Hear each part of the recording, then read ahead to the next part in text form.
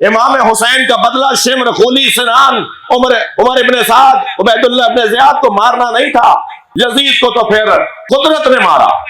گھوڑے پر بیٹھ کر شکار کرنے گیا کربلا کے واقعے کے چوتھے سال، ادھر خانہ کعبہ یہ جل رہا تھا، اس نے کہا کعبے کو آگ لگا دو، اس نے کہا مدینے پہ چڑھائی کرو۔ واقعہ کربلا کے بعد ہوا، واقعہ کربلا کے بعد مدینے پہ چڑھائی ہوئی، 3000 صحابہ کرام کی بیٹیوں، بیویوں اور بہنوں کے ساتھ جنسی زیادتی ہوئی۔ میں کیسے کھول کر نہ بتاؤں، نہیں سمجھتا ہمارا بچہ کہ یہ کیا زیادتی کا کیا مطلب ہے۔ 3000 صحابہ کرام کی عورتوں کے ساتھ یزید کے لشکر نے زیادتی کی۔ نبی کی مسجد نبوی میں گھوڑے باندھے گئے، حرمت 1 مہینے تک نماز، ہمارے سنی بھائی کہتے ہیں 3 دن تک، آپ 3 دن ہی مانیے، 3 دن تک مسجد نبوی کی نماز معطل رہی، جماعت نہیں ہوئی نبی کی مسجد میں۔ اور پھر اس نے وہاں سے بھیجا، کہا آپ خانہ کعبہ میں عبداللہ ابن زبیر کو پکڑنے کے لیے، اس نے کہا جی کعبے کی حدود میں تم داخل نہیں ہو سکتے، وہ حرمت کی جگہ ہے، وہاں تو جان مال قرآن کہہ رہا ہے، وَلِلَّهِ عَلَى النَّاسِ حِجُّ الْبَيْتِ مَنِ اسْتَطَاعَ إِلَيْهِ سَبِيلًا مَنْ دَخَلَهُ كَانَ آمِنًا۔ قرآن کہہ رہا ہے کہ جو اس میں داخل ہو گیا وہ امن میں آ گیا۔ ہم کعبے میں گھس کے کیسے کریں، کسی کو ماریں گے؟ کہا نہیں، مار دو، اور کعبے کو آگ لگا دی گئی۔ کعبے کا غلاف جل رہا تھا، کعبے کا دروازہ جل گیا، کعبے کی عمارت کو دوبارہ بنایا گیا۔ بالکل اسی وقت میں وہاں کعبہ جل رہا تھا اس کے حکم پر، اور یہاں یہ شام کے جنگلوں میں بوٹی بوٹی بنایا جا رہا تھا قدرت کی طرف سے۔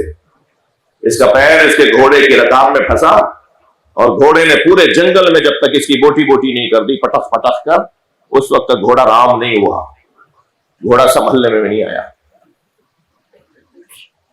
حضرت مختار کا بدلہ نہیں لیا امام حسین کا، توجہ، امام حسین کا بدلہ نہیں لیا حضرت مختار نے۔ امام حسین کے خون کا بدلہ بتاؤ، امام حسین کے خون کا بدلہ حکومت الہیہ ہے۔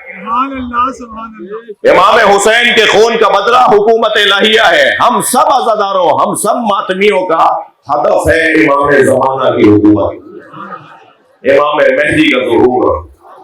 حضرت مختار کا ہی جملہ ہے، اتنا رو حسین پر کہ یہ غصہ سینے میں جمع ہوتا ہے۔ یہ رونے والا غصہ باہر نہیں نکالتا نا، غصہ پیتا ہے۔ توجہ ہے، ڈاکٹر حضرات بیٹھے ہوں گے، سائنس سے اور طب سے تعلق رکھنے والے بیٹھے ہوں گے، جب انسان غصے کو پیتا ہے تو غبار بن کے آنسو بنتا ہے۔ بدلہ لینے والا تو نہیں روتا، مارنے والا تو نہیں روتا، نہ مارنے والا روتا ہے، صبر کرنے والا روتا ہے، برداشت کرنے والا روتا ہے۔ یہ جو جذبات، یہ جو خون کی گرمی ہوتی ہے اپنے کسی عزیز کی شہادت پر، اپنے کسی عزیز پر ہونے والے ظلم کی صورت میں، یہ جو اندر سے کیفیت ایجاد ہوتی ہے، اس کا ایک نتیجہ یہ ہے کہ ہاتھ میں اسلحہ اٹھاؤ، ہاتھ میں ڈنڈا لکڑی اٹھاؤ اور سامنے والے کو مار ڈالو جس نے تمہارے ساتھ زیادتی کی ہے۔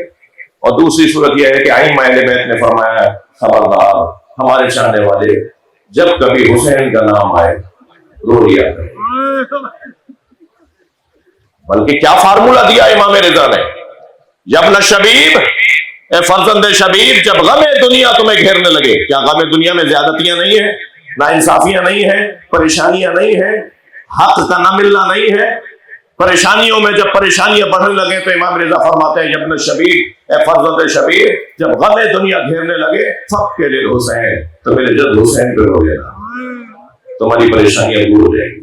نفسیاتی طور پر بھی جب آپ کو کوئی تکلیف ہو رہی ہو تو بڑی تکلیف کو سوچا جاتا ہے، وہ تکلیف ختم ہو جاتی ہے نفسیاتی طور پر۔